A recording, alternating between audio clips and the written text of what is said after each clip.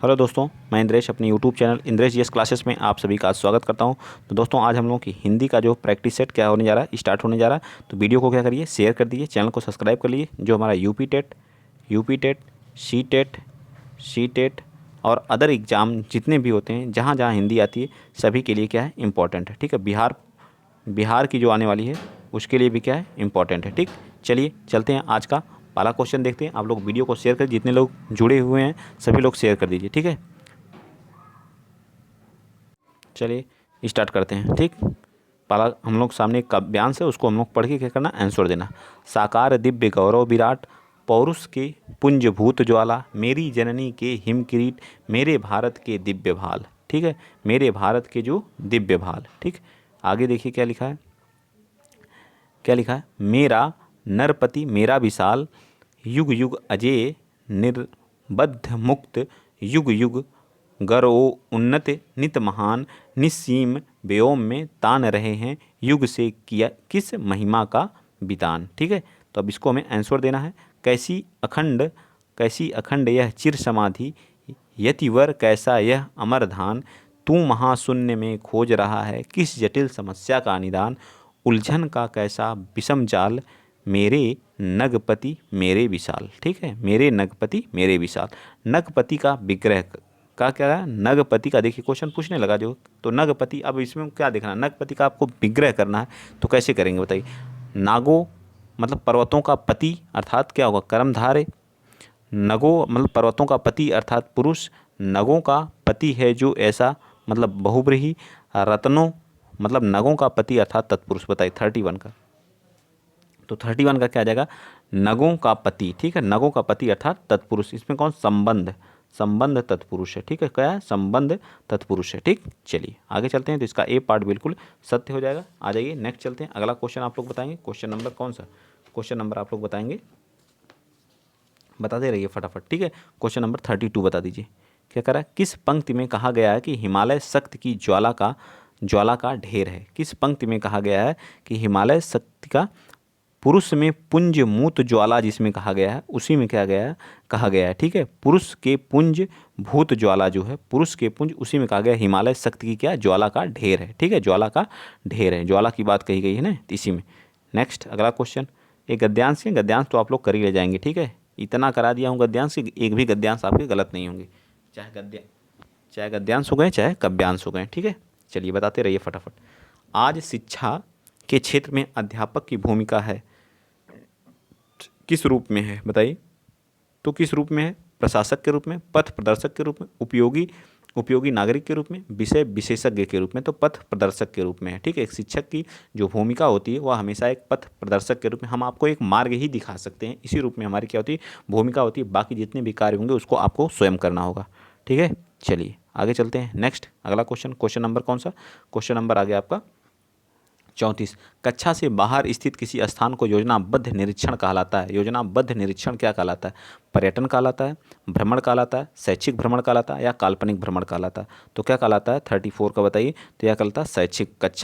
कक्षा से बाहर जो भ्रमण होता है, योजनाबद्ध निरीक्षण क्या कहलाता है, शैक्षिक भ्रमण कहलाता है। ठीक, नेक्स्ट आ जाइए, क्वेश्चन नंबर आप बताएंगे 35 का रहा चित्रहार का वर्ण विच्छेद करिए। तो क्या आ जाएगा इसमें, पहले च आएगा, च के बाद आधा च के बाद क्या आ जाएगा, छोटी ई आ जाएगा, फिर क्या आ जाएगा, त आएगा या र आएगा, बताइए, त्र आएगा, क्या आएगा, इस चीज़ को आप बताएंगे। बताइए, अब मैं रुक गया हूँ। ठीक है, तो त आएगा, ठीक है, आधा त आएगा, ठीक, फिर क्या आ जाएगा, र आएगा, र पूरा आएगा या आधा आएगा, तो आधा ए भी आएगा, फिर क्या आ जाएगा, आ जाएगा, चित्र, फिर क्या आ जाएगा, फिर हा आ जाएगा, वो भी आधा आएगा, हा, फिर पूरा आ आएगा, फिर क्या आ जाएगा, र, फिर आ जाएगा। ठीक है, देखिए किस ऑप्शन में है, तो हमारा ऑप्शन ए पार्ट बिल्कुल सत्य है। ठीक है, ए पार्ट क्या है, बिल्कुल सत्य है। ठीक, चलें आगे, चलिए नेक्स्ट चलते हैं। 35 का ए पार्ट बिल्कुल सत्य है। सूचक का समानार्थी क्या होता है, सूचक, बताइए, सूचक शब्द का समानार्थी क्या होता है, धोतक। क्या होता है, धोतक, क्या होता है, धोतक होता है। ठीक है, ये हमारा क्या आ जाएगा, धोतक होता है। ठीक, घोतक नहीं होता, धोतक होता है। ठीक है, धोतक का मतलब क्या होता है, इसका प्रयोग प्रतीक के रूप में किया जाता है। किसके रूप में, सूचक का मतलब क्या होता है, प्रतीक, धोतक। ठीक है, धोतक प्रतीक, प्रकाश में लाने वाला या प्रकाशक के रूप में भी किया जाता है इसका, ठीक। नेक्स्ट बताइए 37, निरापद में उपसर्ग क्या है? निरापद में जो है उपसर्ग क्या है बताइए, निरापद में उपसर्ग क्या है? तो बताएंगे आप लोग निर है, तो इसमें क्या है, निर उपसर्ग लगा है, ठीक। निर क्या है, उपसर्ग है। उपसर्ग क्या लगते हैं, शब्द के पहले लगते हैं, ठीक है, शब्द के पहले लगते हैं। क्या लगते हैं, शब्द के पहले। और ये क्या होते हैं, शब्द के अंश होते हैं, अर्थात इनको भी हम लोग क्या कह सकते हैं, शब्दांश कहते हैं। क्या कहते हैं, शब्दांश कहते हैं। इसका राइट आंसर ए पार्ट बिल्कुल सत्य हो जाएगा। चलिए क्वेश्चन नंबर आ जाते हैं हम लोग 38 क्या करा है, पन पन प्रत्यय, पन प्रत्यय शब्द है, पन में किस में मतलब प्रत्यय लगा है ये बताना। बड़, बड़ा में जब बड़ा में पन जोड़ देंगे तो क्या हो जाएगा, बड़प्पन हो जाता है, ठीक है, बड़प्पन हो जाता है, ठीक। और किसी में, पनघट में तो है नहीं, इसमें भी नहीं है। सत्यापन, सत्य में क्या अपन प्रत्यय जोड़ने पे सत्यापन हो रहा है ना, तो 38 का राइट आंसर क्या आ जाएगा, बी पार्ट, ठीक है, बी पार्ट हमारा बिल्कुल सत्य हो जाएगा। क्या होगा, B part. Next question number 39 क्या करा कि वर्ग से भिन्न शब्द है, वर्ग से, खग, पंचानन अर्थात जिसके 5 है आनन, पखेरु, ये सभी हमारे, चाहे खग हो गया, बिहग हो गया, पखेरु हो गया, ये सभी किसके हैं, पक्षी के पर्यायवाची हैं, ठीक है, पंछी के, ठीक। और जो पंचानन है, पंचानन अर्थात विष्णु भगवान के, ठीक है, जिसके 5 हैं आनन, ठीक, याद रखेंगे ना, पंचानन, ठीक। चलिए आगे चलते हैं। नेक्स्ट, विष्णु भगवान को कहते हैं या हनुमान जी को कहते हैं, पंचानन हनुमान जी को कहते हैं, ठीक है। पंचमुखी रुद्राक्ष शिव शेर, ठीक है। चलिए आगे आ जाते हैं, कौन सा, 39 हो चुका ना, 40वां बताइए। कर उष्म व्यंजन कौन कौन से हैं, उष्म व्यंजन, तो यह र ल व हमारे कौन से होते हैं, अंतस्थ व्यंजन होते हैं, अंतस्थ व्यंजन होते हैं, ठीक है, अंतस्थ व्यंजन होते हैं। ये क्या होते हैं, नास, इसमें तो नासिक नहीं है, ठीक है, ना, ये तो नासिक नहीं है, ठीक है। का हमारा कंठ होता है, ना हमारे नासिक होते हैं, ड भी नासिक होता है, च क्या होता है, च छ जो होते हैं क्या होते हैं, तालब्य होते हैं। क से माँ तक क्या होते हैं, ये हमारे क्या होते हैं, जो क से माँ तक होते हैं इनको हम लोग क्या बोलते हैं, क्या बोलते हैं बताइए। तो स, ये हमारा स हो गया, षटकोण वाला स हो गया, और छोटा स हो गया, और हाँ इसको बोलते हैं हम लोग क्या, उष्म व्यंजन। क्या बोलते हैं, उष्म व्यंजन। तो इसका राइट आंसर क्या आ जाएगा, डी पार्ट बिल्कुल सत्य आ जाएगा, ठीक है। चलिए आगे चलते हैं। क से लेके माँ तक को हम लोग क्या बोलते हैं, क से लेके माँ तक के हम लोग क्या बोलते हैं बताइए। अभी याद था फिर भूल गया, चलिए आगे चलते हैं, नेक्स्ट याद आएगा तो बता दूंगा, ठीक है। चलिए स्पर्शी व्यंजन बोलते हैं, ठीक है, स्पर्शी व्यंजन बोलते हैं। क से लेके माँ तक को स्पर्शी व्यंजन बोलते हैं, ठीक है। याद आता है भूल जाता है, ठीक। चलिए कभी कभी ऐसा आप लोगों के साथ भी होता है, मेरे साथ भी होता है, सबके साथ होता है, ठीक है। चलिए बताइए, शुद्ध वाक्य है 41 का, बताइए 41 में शुद्ध वाक्य, या असली गाय, असली गाय का दूध है, असली गाय तो कोई असली गाय थोड़ी होती है, ये असली गाय का दूध है, यह गाय का असली दूध है, यह गाय के असली दूध हैं, बताइए कौन सा राइट हो जाएगा, आप बताइए इसको। बहुत ही बेहतरीन, बहुत ही अच्छा क्वेश्चन है 41 का। तो इसका राइट आंसर क्या जाएगा, सी पार्ट, यह गाय का असली दूध है, ठीक है। असली दूध होता है, ना कि गाय असली होती है, ठीक है। जहाँ भी असली गाय की बात करेगा वो पूरा गलत हो जाएगा, ठीक। असली गाय नहीं होती, असली दूध होता है, ठीक। नेक्स्ट आ जाइए, क्वेश्चन नंबर 42 बताइए। 42 क्या करा है, पेड़ से पत्ते गिरते हैं, अगर पेड़ है, मैंने इसको बहुत बार बताया, पेड़ बना बना के बताया है, ठीक है। अगर यहाँ से पत्ते गिर रहे हैं तो यहाँ अलगाव की स्थिति हो रही कि नहीं, अलगाव की, अलगाव जहाँ होगा, जहाँ भी अलगाव होगा वहाँ क्या होगा बताइए। ये हमारा पत्ता गिर रहा है, अलग हो रहा है, तो जहाँ अलगाव की स्थिति, बंदर पेड़ से कूदा, बच्चा छत से गिरा, तो जहाँ भी अलगाव की स्थिति वहाँ आपा दान आता है, ठीक है। क्या था, आपा दान आता है। तो इसका बी पार्ट बिल्कुल सत्य। 43 बताइए। 43 क्या करा, लंबोदर, लंबा है उदर जिसका, लंबा है उदर जिसका, अर्थात तीसरे की तरफ संकेत करता है, तो यह क्या होता है, योग ऋण होता है, ठीक है, योग ऋण होता है, ठीक है, योग ऋण होता है, अर्थात क्या आ जाएगा इसका, डी पार्ट बिल्कुल सत्य हो जाएगा। क्या हो जाएगा, डी पार्ट, इसका 43 का डी पार्ट क्या हो जाएगा, बिल्कुल सत्य हो जाएगा, ठीक। नेक्स्ट चलिए, क्वेश्चन नंबर 44 बता दीजिए।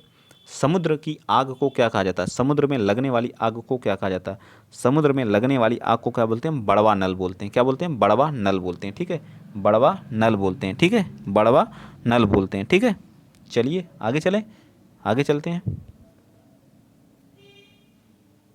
दावा नल का मतलब क्या होता है, दावा नल का मतलब जंगल की आग को बोलते हैं, जंगल की आग को दावा नल बोलते हैं, ठीक है। जठराग्नि किसको बोलते हैं? पेट में लगने वाली आग को जठराग्नि बोलते हैं। चलिए आगे बताइए, पुरुषवाचक सर्वनाम के अंतर्गत कितने पुरुष आते हैं? पुरुषवाचक सर्वनाम जो होता है 3 भेद होते हैं, ठीक है। एक क्या होता है? उत्तम पुरुष आता है, ठीक है। एक हमारा क्या होता है? मध्यम होता है, मध्यम पुरुष।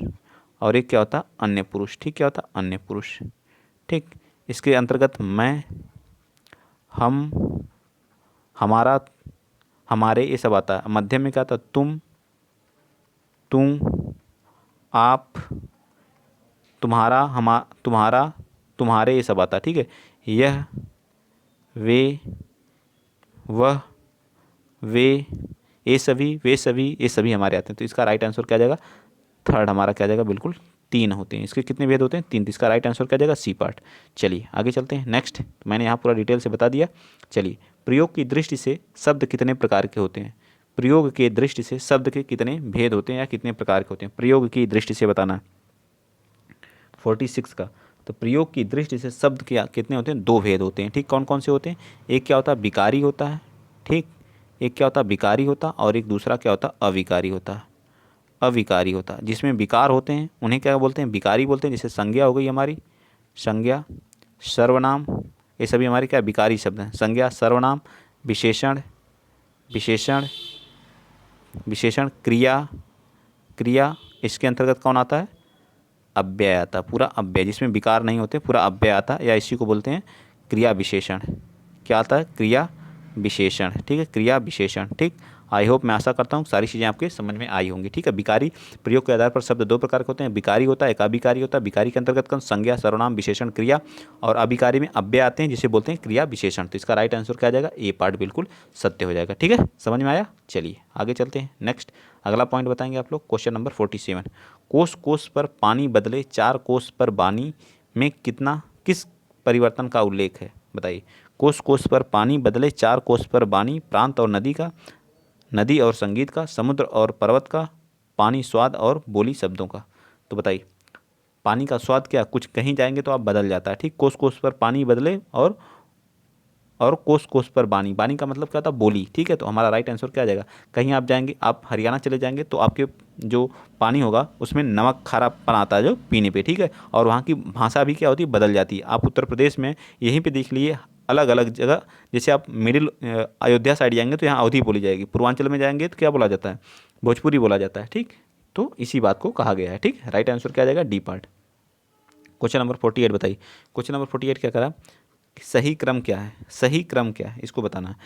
48 का सही क्रम बताना, ठीक है। तो सबसे पहले अनुदेशन आता है। क्या था? अनुदेशन आता है, ठीक है। सबसे पहले क्या था? अनुदेशन। किस किस ऑप्शन में है? तो सबसे पहले अनुदेशन, फिर उसके बाद क्या आता है? अनुदेशन के बाद अनुबंधन आता है। क्या आता है? अनुबंधन आता है, ठीक है। अनुबंधन, उसके बाद क्या आता है? तो हमारा राइट आंसर कौन हो जाएगा? सी पार्ट हो जाएगा। अनुबंधन, प्रशिक्षण, फिर प्रतिवादन आता है, ठीक। क्या था? प्रतिवादन आता है। ये सभी क्या है? ये ये सामूहिक शिक्षण की प्रक्रिया के विधि हैं। इन्हें याद रख लीजिएगा। ये क्या है? सामूहिक शिक्षण की क्या है? विधियां हैं, ठीक है। सामूहिक शिक्षण की क्या है? विधियां हैं, याद करके रखिएगा इनको, ठीक है। शिक्षण की प्रक्रिया की विधियां हैं, ठीक है। अनुदेशन का अर्थ क्या होता है? अनुदेशन का मतलब होता है शिक्षण के समय अध्यापक विषय के छात्र तक पहुंचाए। अनुबंधन का मतलब क्या होता है? अनुबंधन का मतलब छात्र उस शिक्षण से जुड़े। अब प्लस प्रशिक्षण, प्रशिक्षण का अर्थ होता है छात्र को प्रशिक्षित किया जाए। इस प्रशिक्षण, तीसरे का अर्थ होता है छात्र को प्रशिक्षित किया जाए। प्रतिवेदन का मतलब क्या होता है? प्रतिवेदन का मतलब छात्र अपनी विषय संबंधी आवश्यकताओं को अध्यापक के सम्मुख रखे। प्रतिवेदन का मतलब वो छात्र जो है क्या करे? अपनी विषय संबंधी आवश्यकताओं को क्या अध्यापक के सामने क्या करे? रखे। याद हुआ कि नहीं? अनुदेशन का मतलब मैं बता दे रहा हूँ फिर से। अनुदेशन का मतलब होता है शिक्षण के समय अध्यापक विषय को छात्र तक पहुँचाए। मतलब एक अध्यापक का काम होता है कि जो विषय है उसको छात्र तक पहुंचाए। अनुबंधन का क्या मतलब होता है? अनुबंधन का मतलब होता है छात्र उस शिक्षण से जुड़े, ठीक है। छात्र क्या करे? उस शिक्षण से जुड़े। अब प्रशिक्षण, छात्र को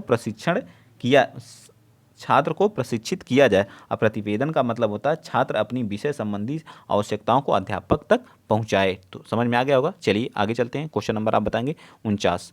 सभी वर्ण व्याकरण सम्मत ढंग और निश्चित क्रम में लिखना क्या कहलाता है? बताइए 49 का। तो ये हमारा कहता है वर्णमाला, ठीक है। वर्णमाला कहलाता है, ठीक है। चलिए थोड़ा तेज देख लेते हैं फटाफट।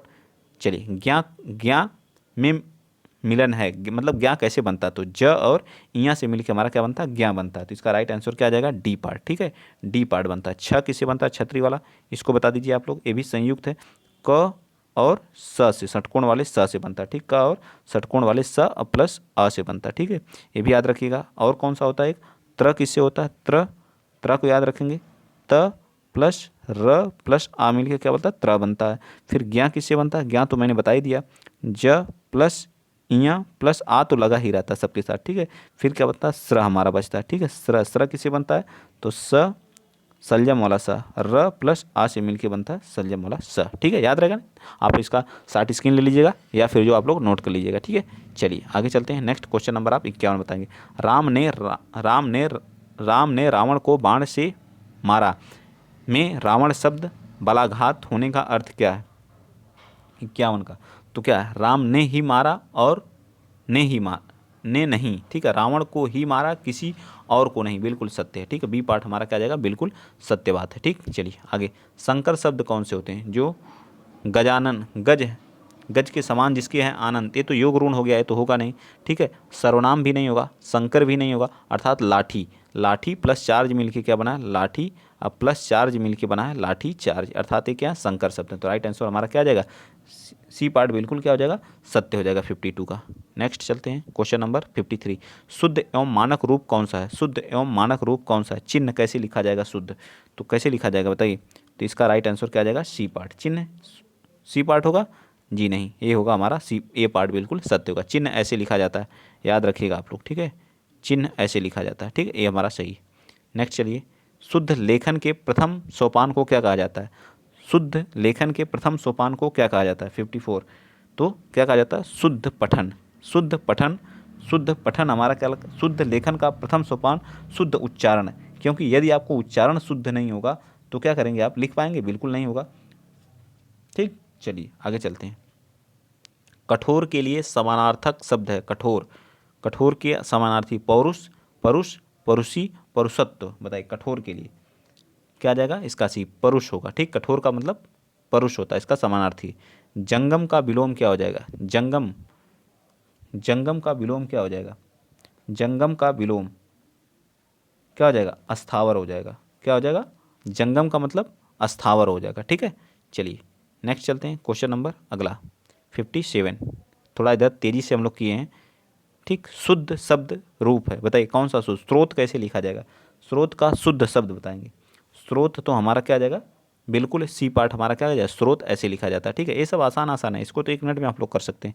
तिलांजलि देना का अर्थ क्या होता है, तिल अंजलि, तेल बेचना, त्याग देना, अर्ध अर्ध देना या तिल बांटना। तो क्या देना, अर्घ्य देना। ठीक है, अर्घ्य देना। ठीक है, ये क्या हो जाएगा हमारा 58 का राइट आंसर क्या आ जाएगा, तिलांजलि त्याग देना, सॉरी, तिलांजलि देने का मतलब त्याग, अर्घ्य देना नहीं होता। ठीक है, सॉरी।